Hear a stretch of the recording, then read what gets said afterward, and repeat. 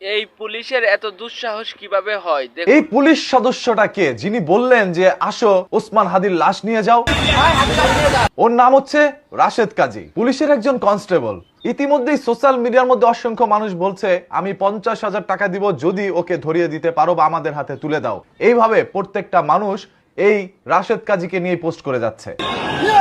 তবে শুধুমাত্র ওই কিন্তু নয়, এরকম অসংখ্য পুলিশ সদস্য আজ একইভাবে তাদেরকে এই ধরনের কথাগুলো বলেছে। কেউ অঙ্গভঙ্গিতে বলেছে, কেউ হুজুরদেরকে সামনে পেয়ে শাপলা চত্বরের মতো আচরণ করেছে। পুলিশের একজন কনস্টেবল যদি বলে আয় ওসমান হাদির লাশ নিয়ে যা, তাহলে সে জানে যে ওসমান হাদি আসলে কোথায় আছে। এই জন্য মানুষ এখন তাকে নিয়ে পুরো সোশ্যাল মিডিয়া ভরে ফেলছে।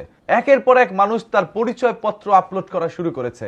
এখন আমার কাছে একটা জিনিস খুব ভয় লাগতেছে, এই যে পুলিশ সদস্য ওকে যেইভাবে খোঁজাখুঁজি করতেছে, আল্লাহ না করুক ওর উপরে যেন সাধারণ জনগণ কোনো ধরনের আক্রমণ না করে। আপনারা তো চিনেছেন এটাই বেশি যে এরকম 2-4 জন আছে পুলিশ সদস্যর মাঝখানে যারা এই দেশের মধ্যে অস্থিতিশীল পরিবেশ সৃষ্টি করতে চায়।